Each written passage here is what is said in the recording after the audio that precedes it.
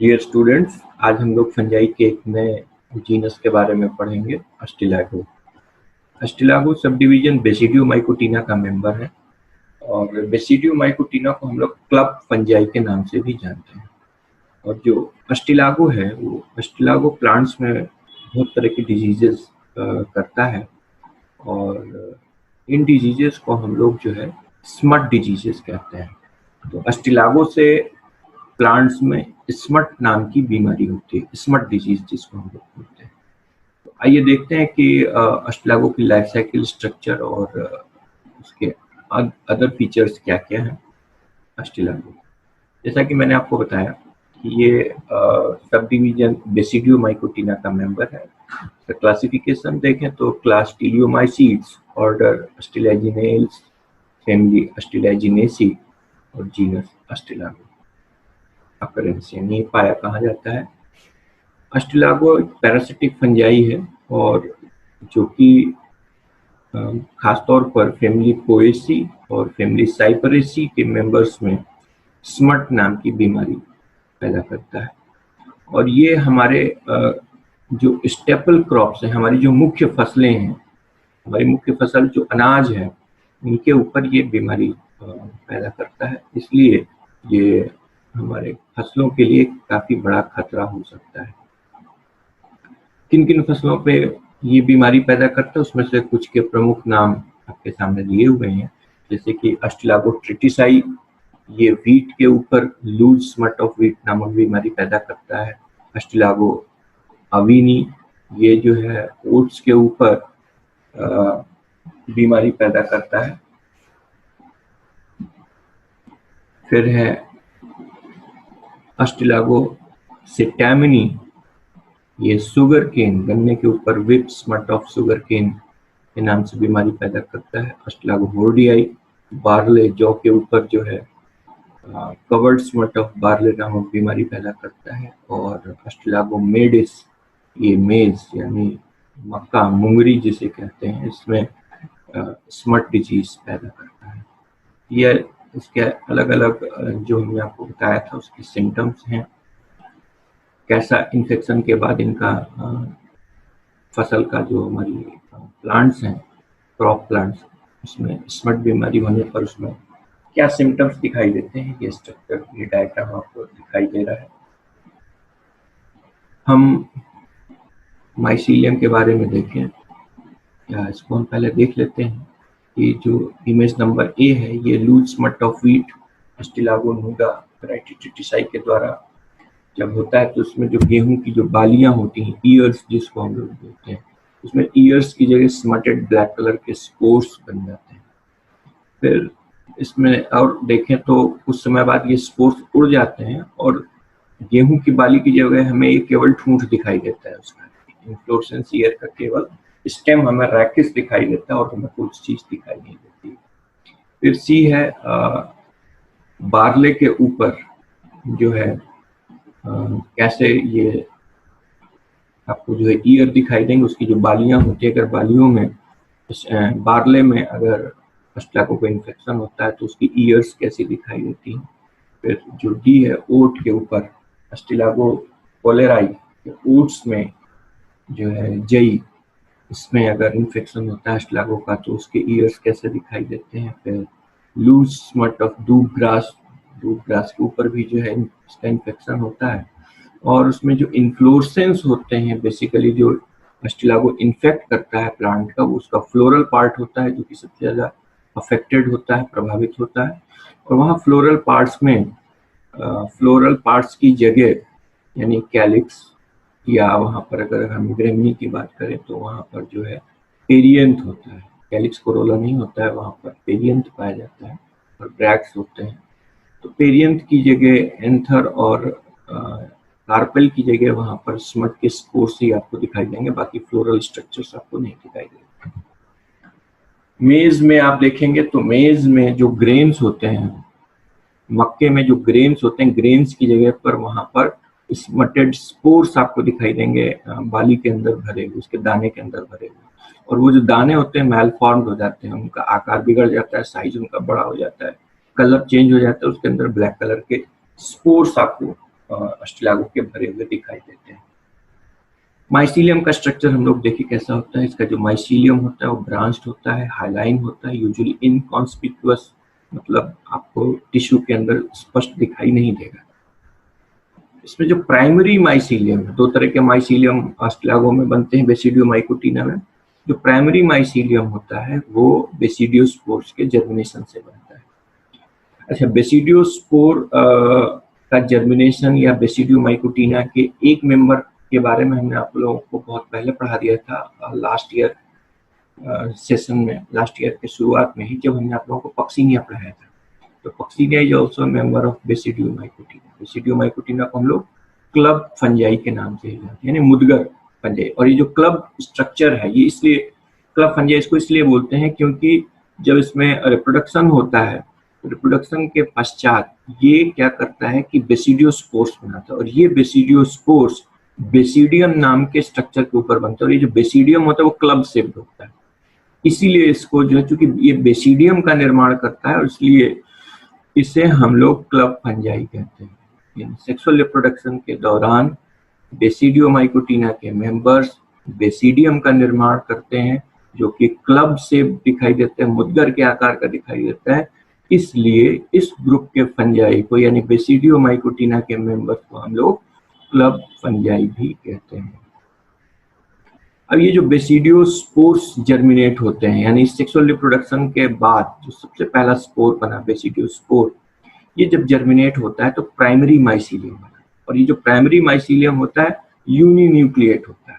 ये माइसीलियम बहुत ही पतला होता है और सेप्टेट होता है। हर एक सेप्टा के बीच में एक सिंगल न्यूक्लियस होता है। और ये जो माइसीलियम होता है या तो प्लस स्ट्रेन का होगा या तो माइनस स्ट्रेन का होगा, डिपेंड करता है कि किस स्ट्रेन के बेसिडियोस्पोर से जर्मिनेट हुआ है। प्राइमरी माइसीलियम शॉर्ट लिव्ड होता है और इसको जल्दी ही दूसरे स्ट्रेन के माइसीलियम के साथ मिल करके, इस प्रोसेस को हम लोग बोलते हैं डाइकैरियोटाइजेशन, यानी दो न्यूक्लियस का बनना। तो बेसिडियो माइकोटिना में डाइकैरियोटाइजेशन इसकी लाइफ साइकिल का इंपॉर्टेंट प्रोसेस है। जब तक डाइकैरियोटाइजेशन नहीं होता है, इसका फर्दर डेवलपमेंट नहीं होता है, यानी अपनी फ्रूटिंग बॉडी नहीं बना सकता है, ये अपना इन्फेक्शन स्टेब्लिश नहीं कर सकता है। तो ये शीघ्र ही प्राइमरी माइसीलियम डाइकैरियोटिक माइसीलियम में कन्वर्ट होता है। डाइकैरियोटिक माइसीलियम कैसे बनता है या डाइकैरियोटाइजेशन प्रोसेस कैसे होता है, ये हम लोग आगे अभी देखेंगे। अच्छा, जब प्राइमरी माइसीलियम सेकेंडरी माइसीलियम में कन्वर्ट होता है डाइकैरियोटाइजेशन प्रोसेस के द्वारा, जब डाइकैरियोटाइजेशन प्रोसेस हो जाता है तो सेकेंडरी माइसीलियम बन गया। अब जो सेकेंडरी माइसीलियम होता है ये कैसा होता है? सेकेंडरी माइसीलियम सेप्टेट होता है, एक्सटेंसिवली ब्रांच्ड, बहुत ज्यादा ब्रांच्ड होता है, और ये इंटरसेलुलर हाइफी है, यानी अपने होस्ट के अंदर, ये पैरासाइट है, अपने होस्ट के अंदर इसका जो माइसीलियम होता है उसके इंटरसेलुलर स्पेसेस में फैला होता है। हर एक माइसीलियम सेप्टेट होता है और दो सेप्टा के बीच में दो हैप्लॉइड न्यूक्लियाई प्रेजेंट होते हैं, यानी हर एक जो सेल होगी माइसीलियम की वो बाई न्यूक्लिएट होती है। तो जो सेकेंडरी माइसीलियम है वो हमेशा बाई न्यूक्लिएट स्टेज में रहता है, प्राइमरी माइसीलियम हमेशा यूनिन्यूक्लिएट स्टेज में रहता है। और डाइकैरियोटाइजेशन के बाद जब सेकेंडरी माइसीलियम बनता है तो उसमें हर एक सेल दो हैप्लॉइड न्यूक्लियाई के साथ पाए जाते हैं। ये जो सेकेंडरी माइसीलियम है यही अपने होस्ट में जाकर के कभी कभी इंटरसेलुलर हाइफी के द्वारा हॉस्टोरिया का निर्माण करता है, और जिससे इस हॉस्टोरिया से ये क्या करता है, न्यूट्रिशन एब्जॉर्ब करता रहता है। तो आगे देखें कि ये डाइकैरियोटाइजेशन प्रोसेस कैसे होता है, और इसका बेसिडियो माइकोटिना में बड़ा इंपॉर्टेंस है। बिना डाइकैरियोटाइजेशन के इसकी लाइफ साइकिल आगे प्रोसीड नहीं कर सकती है। तो डाइकैरियोटाइजेशन या डिप्लॉइडाइजेशन, इस प्रोसेस में दो हैप्लॉइड सेल्स, यानी जो बेसिडियोस्पोर से जर्मिनेट हो रहे हैं, अपोजिट स्ट्रेन, यानी एक बेसिडियोस्पोर प्लस स्ट्रेन का होगा और दूसरा बेसिडियोस्पोर माइनस स्ट्रेन का होता है, ये आपस में फ्यूज करते हैं। अपोजिट स्ट्रेन के सेल्स यानी प्लस स्ट्रेन और माइनस स्ट्रेन के सेल्स आपस में फ्यूज करते हैं, और दो न्यूक्लियाई एक सेल में फ्यूज करने दो न्यूक्लियाई, ये फ्यूजन जो होता है वो सेल का होता है, न्यूक्लियस फ्यूज नहीं करता है। जब दो सेल अपोजिट स्ट्रैंड के एक दूसरे के कांटेक्ट में आते हैं तो पॉइंट ऑफ कांटेक्ट जहां पर हो रहा है, जिस जगह पर कांटेक्ट हो रहा है, वहां पर उनकी सेल वॉल डिसॉल्व हो जाती है और एक अपोजिट स्ट्रैंड का न्यूक्लियस दूसरे अपोजिट स्ट्रैंड के सेल में चला जाता है, यानी कि एक सेल के अंदर दो न्यूक्लियाई हो गए। अब ये जो डाइकैरियोटिक सेल बना, ये डाइकैरियोटिक सेल अब फर्दर डिवाइड करता है और अपनी सारी डॉटर सेल्स को जो है डाइकैरियोटिक बनाता रहता है। यहाँ ध्यान देने वाली बात है कि जो दोनों न्यूक्लियस होते हैं वो अपोजिट स्ट्रैंड के होते हैं और उनके बीच में फ्यूजन तब तक नहीं होता है जब तक सेक्सुअल रिप्रोडक्शन नहीं होता है। ठीक, तो ये जो दो न्यूक्लियाई हैं जो कि डाइकैरियोटिक सेल से डेवलप हुए, डाइकैरियोटिक सेल डेवलप होके पूरा माइसीलियम बना देता है, डाइकैरियोटिक माइसीलियम, जिसमें कभी भी ये दोनों अपोजिट स्ट्रैंड के न्यूक्लियस फ्यूज नहीं होते हैं और हर एक सेल डाइकैरियोटिक सेल बनी रहती है। और ये अस्टिलागो में जो डाइकैरियोटाइजेशन प्रोसेस है ये कई तरीके से हो सकता है। हमने आपको एग्जांपल दिया है नंबर 1 सोमैटोगैमी के द्वारा, जिसमें कि दो अपोजिट स्ट्रैंड के प्राइमरी माइसीलियम एक दूसरे के साथ आते हैं कांटेक्ट में और फ्यूज हो सकते हैं। कभी कभी क्या होता है कि जो प्राइमरी माइसीलियम होते हैं ये in somatogamy hyphal fusion between the hyphae of the primary mycelium belonging to the conidia of the opposite strand. Conidia मतलब जो स्पोर्स बन रहे हैं, अपोजिट स्ट्रैंड के जो स्पोर्स बन रहे हैं उससे जो माइसीलियम बना प्राइमरी माइसीलियम वो आपस में एक दूसरे के कांटेक्ट में आए और जहां पर कांटेक्ट में आते हैं वहां पर पॉइंट ऑफ कांटेक्ट पर सेल वॉल डिसॉल्व हो गई और न्यूक्लियस माइग्रेट कर गया एक सेल का दूसरे में। Example Ustilago maydis. By conjugation between the germ tubes of two germinating basidiospores, तो जो दो अपोजिट स्ट्रैंड के बेसिडियोस्पोर्स हैं वो एक दूसरे के पास आए, इन्होंने जर्म ट्यूब, जब बेसिडियोस्पोर्स जर्मिनेट होते हैं या कोई भी फंगल स्पोर जर्मिनेट होता है सबसे पहले जर्म ट्यूब बनाते हैं। जर्म ट्यूब मतलब जैसे चना है अंकुरित होता है तो रेडिकल निकलता है, वैसे जर्म ट्यूब निकलते हैं बेसिडियोस्पोर्स में। तो अपोजिट स्ट्रैंड के जब बेसिडियोस्पोर्स जर्मिनेट होते हैं पास पास होते हैं, उनके जो जर्म ट्यूब होते हैं एक दूसरे के कांटेक्ट में और जहां पर कांटेक्ट में आते हैं वहां पर सेल वॉल डिसॉल्व हुई, एक सेल का न्यूक्लियस दूसरे में चला जाता है और वो सेल डाइकैरियोटिक हो जाती है। फिर वो सेल ही डिवाइड करेगी, बाकी सेल्स जो है डेड हो जाती है, मर जाती है। तो अलग अलग मेथड से कुल मिलाकर के ये है कि दो अपोजिट स्ट्रैंड के, चाहे वो बेसिडियोस्पोर्स के आपके जर्म ट्यूब हो या उसके दो अपोजिट स्ट्रैंड प्राइमरी माइसीलियम के जो माइसीलिया है प्राइमरी स्ट्रैंड के वो अपोजिट स्ट्रैंड के वो एक दूसरे के साथ कांटेक्ट में आ जाएं, या एक प्राइमरी माइसीलियम जो है दूसरे बेसिडियोस्पोर के जर्म ट्यूब से कांटेक्ट में आ जाए, या कई बार क्या होता है कि एक बेसिडियोस्पोर अपोजिट स्ट्रैंड का दूसरे अपोजिट स्ट्रैंड के माइसीलियम के साथ कांटेक्ट में, किसी तरीके से अपोजिट स्ट्रैंड के सेल्स का आपस में फ्यूजन जो है डाइकैरियोटाइजेशन प्रोसेस को स्टैब्लिश करता है। तो अलग अलग स्पीशीज में अलग अलग तरीके से डाइकैरियोटाइजेशन हो रहे हैं। आते हैं हम लोग रिप्रोडक्शन पे। तो डाइकैरियोटाइजेशन का जो पर्पस होता है कि दो अपोजिट स्ट्रैंड के न्यूक्लियस एक ही सेल में आ जाए और हर एक सेल डाइकैरियोटिक हो जाए। डाइकैरियोटिक मतलब डिप्लॉयड नहीं, डाइकैरियोटिक का मतलब एक सेल के अंदर दो न्यूक्लियाई और दोनों न्यूक्लियाई अपोजिट स्ट्रैंड के रहेंगे, वही आगे फर्दर ग्रो करते हैं। रिप्रोडक्शन देखते हैं अस्टिलागो में। तो अस्टिलागो में जो रिप्रोडक्शन होता है ये टीलियोस्पोर्स के जर्मिनेशन से होता है। सबसे पहले टीलियोस्पोर का प्रोडक्शन होगा और टीलियोस्पोर्स में जो न्यूक्लियाई होते हैं वो फ्यूज करते हैं। फ्यूजन के बाद फिर मियोसिस होती है, 4 हैप्लॉइड न्यूक्लियाई बनते हैं और फिर उस टीलियोस्पोर के जर्मिनेशन से बेसिडियोस्पोर्स का निर्माण होता है। टीलियोस्पोर्स का निर्माण आप ध्यान दीजिएगा कहाँ पर होता था, पक्सीनिया में भी। पक्सीनिया का जो स्टेज होता था ना, सबसे पहले यूरिडोसोराई फिर टीलियोसोराई। तो टीलियोसोराई कैसे होते थे, हर एक टीलियोसोराई जो होता है by sailed structure, by nucleate structure होता था और दोनों न्यूक्लियाई आपस में फ्यूज करते थे। फिर एक उसमें से प्रोमाइसीलियम निकलता था, बेसिडियम का काम करता था और उस प्रोमाइसीलियम में 4 हैप्लॉइड बेसिडियोस्पोर्स बनते हैं। ये वो टीलियोस्पोर जो कि पक्सीनिया में ब्लैक कलर के टीलियोसोराई बनते थे, ये वही टीलियोसोराई हैं जो कि स्मर्ट में यानी कि अस्टिलागो में भी बनते हैं। तो अस्टिलागो में बाकी स्टेजेस आपको नहीं मिलेंगे, यूरिडोसोराई वगैरह, एसियोस्पोर्स और पिक्नियोस्पोर्स ये सब नहीं बनते हैं। इसमें सीधे सीधे सबसे पहले लाइफ साइकिल स्टार्ट होती है तो इसमें टीलियोस्पोर्स का निर्माण होता है। तो जैसा कि मैंने आपको पहले बताया अभी कि जो स्मट्स हैं, जो अस्टिलागो हैं, इसमें रिप्रोडक्शन के पश्चात सबसे पहले, रिप्रोडक्शन नहीं कहेंगे बल्कि जब माइसीलियम अपने होस्ट को इन्फेक्ट कर देता है तो सबसे पहले बनने वाला जो स्पोर होता है वो टीलियोस्पोर होता है, और ये टीलियोस्पोर बेसिडियोस्पोर को जन्म देता है। तो अस्टिलागो में जनरली जो डाइकैरियोटिक माइसीलियम होता है अपने होस्ट के अंदर ग्रो करता रहता है इंटरसेलुलर स्पेसेस में, और हॉस्टोरिया के थ्रू अपने न्यूट्रिशन प्राप्त करता रहता है। हमने यहाँ पर अस्टिलागो ट्रिटिसाई का एग्जाम्पल आपको दिया है कि अस्टिलागो में लाइफ साइकिल कैसे कंप्लीट होती है। अस्टिलागो ट्रिटिसाई को देखें तो इस इमेज में आप देख सकते हैं कि ये नॉर्मल व्हीट का ईयर है, गेहूं की बाली है, ये नॉर्मल है और ये इन्फेक्टेड है। जब अस्टिलागो का इन्फेक्शन हो जाता है गेहूं पर, अस्टिलागो ट्रिटिसाई का, तो किस तरह की बाली दिखाई देती है। नॉर्मल बाली में आपको दाने दिखाई दे रहे हैं, और जो इन्फेक्टेड ईयर है जिसमें इन्फेक्शन हो चुका है उसमें बाली है ही नहीं, ब्लैक कलर के स्पोर्स दिखाई दे रहे हैं इन्फ्लोरेसेंस ईयर पे।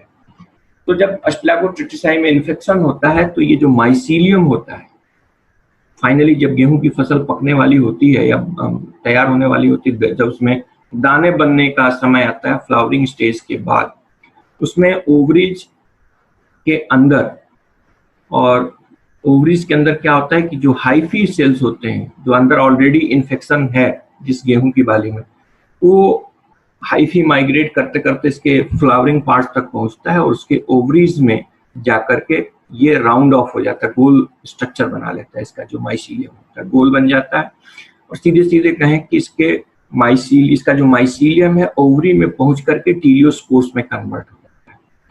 तो इसके स्पोर्स को, टीलियोस्पोर्स को क्लेमाइडोस्पोर्स भी बोलते हैं या स्मट स्पोर्स के भी नाम से जानते हैं, लेकिन टेक्निकली इट इज ए टीलियोस्पोर्स।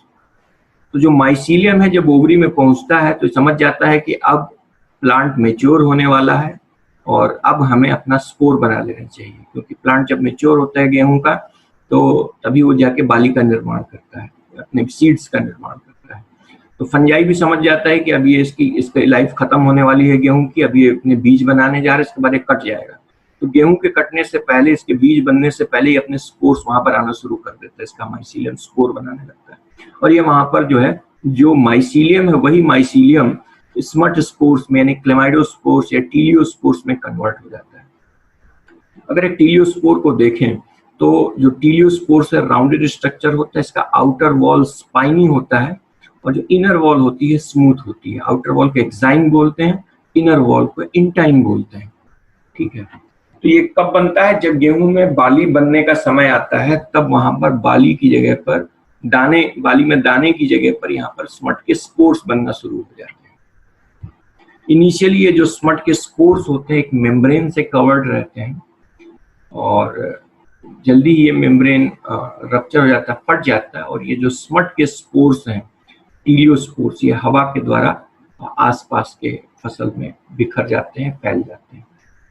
अगर एक टीलियोस्पोर का स्ट्रक्चर देखें तो जैसे हमने बताया कि इसमें बाई वॉल्ड स्ट्रक्चर होता है, आउटर एक्साइन थिक वॉल्ड जो कि स्पाइनी होता है, इनर थिन वॉल्ड इंटाइन होता है, और उसके अंदर 2 हैप्लॉइड न्यूक्लियाई होते हैं, दोनों अपोजिट स्ट्रेन वाले। चूंकि इसका माइसीलियम कैसा है? डाइकैरियोटिक माइसीलियम है। तो टीलियोस्पोर्स भी कैसे होते हैं? डाइकैरियोटिक होते हैं, 2 न्यूक्लियाई होते हैं। जब ये टीलियोस्पोर्स जनरली जब इनका डिसेमिनेशन होता है, प्रकीर्णन होता है, बिखराव होता है, उसके पहले या जब अपने सूटेबल होस्ट पे आते हैं वहां पर जब अपने सूटेबल होस्ट पे लैंड करते हैं, आसपास किसी दूसरे हेल्दी प्लांट, गेहूं के प्लांट के ऊपर उसके फ्लावर में लैंड करते हैं, तो वहां पर जाकर के इसके जो दोनों न्यूक्लियाई अपोजिट स्ट्रेन के हैं वो फ्यूज हो जाते हैं, तो न्यूक्लियस डिप्लॉयड हो जाता है। डिप्लॉयड होने के बाद इमीडिएटली इसमें मियोसिस होती है, और मियोसिस के बाद 4 हैप्लॉइड न्यूक्लियाई बन जाते हैं। अब जब 4 हैप्लॉइड न्यूक्लियाई बन जाए तो उसी टाइम पर ये जो टीलियोस्पोर है इसमें जर्मिनेशन होता है और ये एक माइसीलियम, प्रोमाइसीलियम लाइक स्ट्रक्चर निकालता है, और इस प्रोमाइसीलियम में जो होते हैं ये जो हैप्लॉइड न्यूक्लियाई हैं, चारों हैप्लॉइड न्यूक्लियाई माइग्रेट कर जाते हैं। 4 में से 2 न्यूक्लियाई जो है प्लस स्ट्रेन के होते हैं और 2 हैप्लॉइड न्यूक्लियाई माइनस स्ट्रेन के होते हैं। जब ये चारों हैप्लॉइड न्यूक्लियाई इसमें माइग्रेट कर गए, ये देखिए ये टीलियोस्पोर है, बाई न्यूक्लियर टीलियोस्पोर शुरू में, बाद में ये दोनों न्यूक्लियाई आपस में फ्यूज हो गए। फ्यूजन के बाद ये जो टीडियोस्पोर्स है ये जर्मिनेट होता है। कब जर्मिनेट होगा? जनरली ये अपने जब होस्ट के ऊपर, दूसरे नए होस्ट के ऊपर, ये हवा में उड़ते हुए जब गेहूं के दूसरे हेल्दी प्लांट के ऊपर गिरते हैं तो कहाँ गिरते हैं? उनका जो आप देखेंगे ना, गेहूं की जो खासतौर पे जो फैमिली पोएसी होती है उसमें जो स्टिग्मा होता है वो फेदरी होता है, यानी फ्लावर में जो कार्पेल के ऊपर जो स्टिग्मा लगा होता है फेदरी स्टिग्मा, तो सिर्फ फेदरी स्टिग्मा के ऊपर ये लैंड करते हैं टीडियोस्पोर्स और वहां पर ये जर्मिनेट करते हैं। जर्मिनेशन के दौरान एक माइसीलियम, छोटा सा माइसीलियम निकलता है जिसको प्रोमाइसीलियम या बेसिडियम बोलते हैं। इसके अंदर ये जो चारों न्यूक्लियाई हैं, हैप्लॉइड न्यूक्लियाई, जो कि मियोसिस के बाद में माइग्रेट करते हैं और उसके बाद इसमें सेप्टा बन जाते हैं। इस तरीके से 4 यूनिन्यूक्लिएट सेल्स बन जाते हैं। ठीक, अब ये 4 यूनिन्यूक्लिएट सेल्स फिर जनरली क्या होता है कि पक्सीनिया में क्या होता था कि एक स्पोर लाइक स्ट्रक्चर बनाते थे जिसको हम बेसिडियोस्पोर्स कहते हैं। लेकिन अस्टिलागो ट्रिटिसाई में स्पोर लाइक स्ट्रक्चर नहीं बनते हैं। ये चारों सेप्टेड जो सेल्स हैं जो कि यूनिन्यूक्लिएट हैं, जिसमें ये जो न्यूक्लियस है ये फिर माइटोसिस करता है और ये 2 न्यूक्लियाई में कन्वर्ट हो जाती है, यानी हर एक सेल में 2 न्यूक्लियाई बन गए। अब ये हर एक सेल जो है ये एक थ्रेड लाइक स्ट्रक्चर बनाता है, यानी जहां पर बेसिडियोस्पोर्स बनना था वहां पर स्पोर की जगह एक छोटा सा माइसीलियम, पतला सा माइसीलियम बनता है जिसमें कि वो एक न्यूक्लियस इसमें माइग्रेट कर जाता है। तो इस स्ट्रक्चर को हम लोग बोलते हैं इन्फेक्शन थ्रेड। तो अस्टिलागो ट्रिटिसाई में बेसिडियोस्पोर की जगह बेसिडियम जो है ये इन्फेक्शन थ्रेड का निर्माण करता है और ये इन्फेक्शन थ्रेड में केवल एक न्यूक्लियस होता है, या तो प्लस स्ट्रेन का या तो माइनस स्ट्रेन का। ये डायग्राम बता रहा है यहाँ पे, ये देखिए ये और ये ऊपर वाले दोनों प्लस स्ट्रेन के और ये दोनों नीचे वाले माइनस स्ट्रेन के। तो जब भी इसमें अब क्या होता है कि जो ये इन्फेक्शन थ्रेड है, जैसे ही टीलियोस्पोर जर्मिनेट करके बेसिडियम बनाया, बेसिडियम या प्रोमाइसीलियम एक ही टर्म है, तो इस बेसिडियम के अंदर इन्फेक्शन थ्रेड बने। इन्फेक्शन थ्रेड में अपोजिट स्ट्रेन वाले हैप्लॉइड न्यूक्लियाई माइग्रेट कर गए। अब 2 अपोजिट स्ट्रेन वाले जो प्रोमाइसीलियम है जिसमें प्लस स्ट्रेन और माइनस स्ट्रेन का न्यूक्लियस है, ये एक दूसरे के साथ कांटेक्ट में तुरंत आते हैं। कब? बेसिडियोस्पोर फॉर्मेशन, बेसिडियोस्पोर नहीं बन रहा, इन्फेक्शन थ्रेड फॉर्मेशन के टाइम पे ही, और एक दूसरे के कांटेक्ट में आते हैं और वहीं पर डाइकैरियोटाइजेशन हो जाता है। और जैसे ही ये डाइकैरियोटाइजेशन हो गया, अब ये डाइकैरियोटिक माइसीलियम बन गया और ये डाइकैरियोटिक माइसीलियम अब जाकर के जो नया होस्ट है उसको इन्फेक्ट करता है और वहां पर क्या करता है कि ये लैंड करता है कहां पर? उसके इन्फ्लोरेसेंस में, यानी फ्लावर पे लैंड करता है और उसके फ्लावर में इसके ओवरी को इन्फेक्ट करता है और ओवरी को इन्फेक्ट करके इसका जो डाइकैरियोटिक माइसीलियम है एकदम उसी सीड के साथ, वो फ्लावर क्या होगा? फर्टिलाइजेशन होगा, फर्टिलाइजेशन के बाद सीड बनेगा, यानी गेहूं की दाना बनेगा। उसी सीड के अंदर उसके एंडोस्पर्म के आसपास ये इन्फेक्टेड, वो चूंकि ऑलरेडी उसमें इन्फेक्शन हो चुका है तो ये जो डाइकैरियोटिक माइसीलियम है वो उसमें चुपचाप पड़ा रहेगा, थोड़ा सा हिस्सा, मतलब it becomes the integral part of the seed. आप उसको गेहूं के दाने को ऊपर से देख के नहीं जान सकते हैं कि इसके अंदर इन्फेक्शन है कि नहीं। तो जो नए होस्ट पे जिसने इन्फेक्शन किया, इस टीलियोस्पोर का इन्फेक्शन हुआ, टीलियोस्पोर्स जर्मिनेट हुए, इन्फेक्शन थ्रेड बने, अपोजिट स्ट्रेन के इन्फेक्शन थ्रेड आपस में फ्यूज करके डाइकैरियोटिक माइसीलियम बनाया। ये डाइकैरियोटिक माइसीलियम अपने नए होस्ट के ओवरी को इन्फेक्ट करता है, ओवरी में फर्टिलाइजेशन हुआ, सीड बन गया और सीड के साथ साथ उसके ओवरी में जो सीड बना उस सीड के अंदर ही जो है ये डाइकैरियोटिक माइसीलियम पड़ा रहता है। जब गेहूं की फसल कटती है तो सीड के साथ साथ ये डाइकैरियोटिक माइसीलियम सुप्तावस्था में चुपचाप गेहूं के अंदर पड़ा रहता है और उसमें कोई आपको मॉर्फोलॉजिकल चेंज गेहूं में नहीं दिखाई देगी इसके नए होस्ट में। जब इस इन्फेक्टेड गेहूं की सीड को दोबारा अगले साल नए सीजन में आप जब उगाते हैं तो शुरू से ही, यानी उसके बीज में ही इन्फेक्शन पड़ा हुआ है, जैसे जैसे वो वीट का प्लांट ग्रो करता जाएगा वैसे वैसे उस फंगस का जो माइसीलियम है वो एक्टिव हो जाता है और गेहूं के प्लांट को पूरा का पूरा इन्फेक्टेड करता रहता है। तो गेहूं में अस्टिलागो का जो इन्फेक्शन होता है वो सीड के थ्रू होता है, यानी it is a seed borne disease. जन्म से ही ये सीड को इसने इन्फेक्ट कर रखा है। तो जैसे जैसे गेहूं का पौधा ग्रो करता है उसके साथ ही साथ इसका माइसीलियम होस्ट के पूरे ऑर्गन्स को इन्फेक्टेड करता जाता है। और फाइनली जब ये गेहूं का पौधा बड़ा होता है, जब उसमें फ्लावरिंग टाइम आता है, तो इसका जो माइसीलियम है ऑलरेडी, जो कि डाइकैरियोटिक माइसीलियम शुरू से ही है, वो डाइकैरियोटिक माइसीलियम इसके ओवरी में जाता है। वहां पर जाकर जिसको पता चल जाता है कि अब ओवरी बन गई, इसका मतलब सीड फॉर्मेशन होता है। तो इस सीड फॉर्मेशन गेहूं का बीज को नहीं बनने देता है, वहां पर तुरंत अपने माइसीलियम को ब्रेक करके ये टीलियोस्पोर्स बना देते हैं, यानी गेहूं के दाने नहीं बन पाते हैं, वहां पर जो है ओवरी में टीलियोस्पोर्स बन जाते हैं, माइसीलियम स्पोर्स में कन्वर्ट हो जाता है, और ये स्पोर्स फिर जो है हवा में उड़ के फिर नया इन्फेक्शन करते हैं। फिर टीलियोस्पोर्स में जो है डाइकैरियोटाइट जो दोनों न्यूक्लियाई हैं वो आपस में फ्यूज करते हैं, बेसिडियम का निर्माण होता है, इन्फेक्शन थ्रेड होता है, दो अपोजिट स्ट्रेन के इन्फेक्शन थ्रेड आपस में फ्यूज होते हैं, डाइकैरियोटिक माइसीलियम बनता है, वो फिर ओवरी को इन्फेक्ट करता है। अगले साल ये जो है जो इन्फेक्टेड ओवरी से जो सीड बना, अगले साल जब आप उस सीड को जर्मिनेट कराते हैं, उगाते हैं, नई फसल को उगाने के लिए उसको बीज की तरह यूज करते हैं, तो फिर वो बीज में ऑलरेडी वो इन्फेक्टेड जो डाइकैरियोटिक माइसीलियम है वो फिर ग्रो करता है। इस तरीके से इसकी life cycle generation after generation ये चलती चली जाती है। यहाँ पर आप देख सकते हैं कि ये जो है गेहूं के अंदर ये इन्फेक्टेड गेहूं की बाली है। इस इन्फेक्टेड गेहूं की बाली में स्पोर्स लगे हुए हैं, हवा से स्पोर्स उड़ जाते हैं तो ये ठूंठ आपको दिखाई देता है। ये फिर नए हेल्दी प्लांट्स के ऊपर ये जो टीलियोस्पोर्स है माइग्रेट करते हैं। ये देखिए टीलियोस्पोर्स का जर्मिनेशन हो रहा है कहाँ पर, जो हेल्दी प्लांट की ओवरी है उसके ऊपर। ये फेदरी स्टिग्मा है और ये ओवरी है, इसी फेदरी स्टिग्मा के ऊपर ये डाइकैरियोटिक माइसीलियम ग्रो करता है और इसने ये देखिए नीचे ओवरी को इन्फेक्ट कर दिया है। ये ओवरी फिर फर्टिलाइजेशन के बाद सीड में कन्वर्ट होती है और इस सीड के अंदर ये dikaryotic mycelium already infected stage में पड़ा हुआ है। देखने में ये सीड एकदम हेल्दी दिखाई देंगे, बिल्कुल नहीं पता चलेगा कि ये इन्फेक्टेड है।